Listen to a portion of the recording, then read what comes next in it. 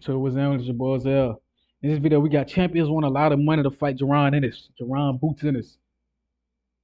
Um, Jerron Boots Ennis struggled to get a fight. He struggles to get a fight against any of the big fighters in his division. I think all the champions in his division have turned him down. Brian Norman, Stenionis, Mario Barrios. I believe all of them turned him down. I'm not completely sure, but I know Brian Norman wanted more money. I'm sure Barrios wanted a lot. I'm not sure about Stenny on this, but I think he also turned it down. And it just goes to show that when you're a champion on the level of Boots, if you're going for legacy, you can't have both. You need to well, you got to pick one at a time that you're chasing, legacy or money. If you're chasing legacy, you gotta give up some of that money to make them fight you because they know you're so good. And if you're chasing money, then belts might not be your top priority. You know, you might fight the biggest names in the sport. Think of Floyd Mayweather fighting Canelo. Think of Floyd Mayweather fighting Conor McGregor. Think of Floyd Mayweather fighting all these guys he knows he's gonna Logan Paul. He knows he's gonna beat, but he's gonna get paid a lump sum of money to fight these guys. You know, so Jerron Ennis, he not worried about money right now. Like he said, he worried about legacy. So they gotta drop that bag. They gotta let these guys have more money. Just like nobody wanted to fight Devin Haney. Devin Haney said y'all can have that money. Eddie Hearn, Bob Arum offered Devin Haney 22%, I believe, to come fight Cambosis and take all those belts. People hate to see a black champion on top. If it was Canelo, he would get the best of both worlds because of the privilege. Canelo gets the money and he gets the legacy if he wants it. You know. Now Terrence Crawford can do that. He gets the money and the legacy, but you gotta work for it. They starved Terrence Crawford for so long, and he was so hungry that he took it straight out of Errol Spence' hands. And that's what Bruce gonna have to do. You have to take it from somebody's hands. But these dudes need to drop their nuts, and they just need to fight him, bro. Because at the end of the day, he will have to overpay him. But a lot of them are cowards. I would say it's smart business wise, but they still cowards because they don't want to fight him. They said Eddie Hearn will have to overpay these guys. Like I mean, overpay. Brian Norman asked for 2.2, 2.5 million, I believe, or 3 million, I believe. I'm not sure, but I know they took 500K away from his sum, and he was not happy with it. He didn't accept it. So I mean, um, yeah, that pissed Brian Norman off because he like, bro, I'm fighting this dude. He's supposed to be the best person in the division, but y'all want me to accept short change to fight him, and just and majority of the times, let's be honest, Brian Norman, he gonna come to win. I know he gonna come to win, but majority of the times he's not gonna beat Boots. Boots probably 8, 9 times out of 10 beats Brian Norman. No offense to Brian. So if Brian Sport, man, pay me well for me to go out here and go to war with this dude, man. This dude 6'5", 10, 6 foot damn near, probably rehydrate to 170. I'm not gonna say 170, 160, 160 something, close to 170. Like that's a big dude. You going in there risking your belt, you risking your life to fight against this dude, risking your belt, risking your livelihood, and they want to give you short change. Come on, bro. Eddie Hearn got to be realistic. Nobody's stupid, Eddie. Everybody educate themselves. They're not dumb. They know how business work. Um, Supply and demand. You there's a small supply of championship belts, and there's a big demand for it. Meaning you got to pay these dudes to get those type of fights, to get unifications. That's the biggest fights in boxing: unification, undisputed belts. So you got to pay these dudes handsomely. Otherwise, they're not gonna be confident fighting against Jerron Ennis. Cause look how big he is. He's big. He's strong. He's fast.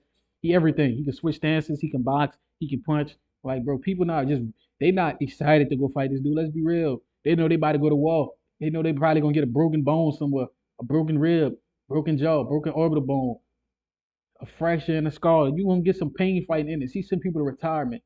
He sent people to they retire. He said he make people do white collar jobs after boxing. Boots beat people brutally, and Eddie Hearn expects these people to take like Boots beat people brutally. Eddie Hearn expect them to take short money to fight this dude and lose their livelihood, lose their belt. The belt is what gets them big fights. People want to see the champions fight, defend his belts, unify, and go undisputed. That's what they want to see. So if you want to unify, you got to pay a lot of money. Um, I also heard that the champion's waiting for Turkey Al Sheikh to make big fights happen. Turkey been making a lot of big fights happen, from Terrence Crawford and Madrimal to Anthony Joshua, Daniel Dubois, Tyson Fury, Usyk. Um, who else? Bevo Beterbiev. Um, yeah, Turkey been making a lot of fights happen. And he drop a bag on it as well. Turkey gonna drop a bag when you fight on his cards. He gonna pay you well. He gonna market you well. He gonna give you a good trailer, make you look like a Greek god in the trailer, and make the shit very entertaining and make you want to watch it because you want to see who style gonna come on top. So Turkey does. If you ask me, I think Turkey is the best promoter in boxing right now because he really promotes. He don't just talk. He drops commercials. He drops ads. He drops promotional videos. It look like a real movie trailer when he drop it. And he imagine Boots Ennis in a movie trailer, like in a real life, like on some shit, like in a promotional video with somebody like Brian Norman or Mario Barrios. They're gonna have Mario Barrios like the Aztec warrior. They're gonna have Boots like the king, African king sitting on the throne. So I mean, like, bro, it's gonna be so good. Like, cause that's what sells in boxing. When different cultures go at each other, when different cultures fight for supremacy, that's what it's built off of. Race. The three things that sell the most: race, sex, and politics. That shit gonna sell. Race, sex, politics. That shit sells. And two things that boxing is very huge on: race and politics. So that shit definitely gonna sell. And Turkey knows how to market it. He does a good job getting a lot of entertainers to come perform with him and boost his revenue. Turkey does a good job. I believe he's the best promoter in boxing. These dudes should learn from Turkey. Drop a bag. You gotta invest. You gotta. I don't know if y'all ever read a book, but y'all need to read a book about how investing works. You need to invest money to make money, to get assets that generate revenue. And these fighters are like assets. You have to invest into them so they can generate revenue. It's basic. It's basic economics. Um, and ever since they couldn't get the fights going that Boots wanted, now he's stuck rematching a guy that he beat already. And then there's low level mandatory. He's stuck fighting low level mandatories until Eddie Hearn dropped that bag. He got to fight Karen, right? And he got to overpay Karen more than he would have paid Brian Norman because they wanted to be selfish with the money. Now they got to pay. See, when you cheat, you pay more. When you cheat with your money, you end up paying more in the long term. You could have dropped the bag, got it at a premium price, got Brian Norman at a premium price, beat him, and increased your value.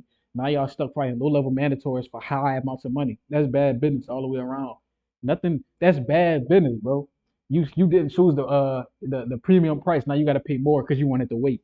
You didn't want to buy the time. You wanted to wait. You wanted to wait so you could save money. You don't save money. You save time. But with money, just basic. This basic money principles. And you got to invest before you get assets that generate revenue. You got to invest into the asset that generate. Boots is the asset that generates revenue, and so is his opponent. So you got to invest into his opponent just as you invest into him to generate revenue. But since they haven't done that, since Eddie Hearn was being stingy with the money, now he's stuck fighting Cameron. And I think he's gonna do a better job because last time he struggled cutting the ring off against Karen. Karen came to survive only, just to say I survived against Boots. Nobody cares. But Boots gonna cut that ring off and hurt him to the body. Because when you fighting somebody that run, when you throw your check hooks to the body, they can't really defend it. It's hard to have your hands to your side and move at the same time. So if he hit him to them ribs and floating ribs, he could break his ribs, cut that ring off, throw hooks to cut him off, cut that ring off, throw hooks to the body. I think he could get Karen out of that. Um, but let me know what y'all think in the comments, man. Like, comment, subscribe, and share this. Till next time, bro.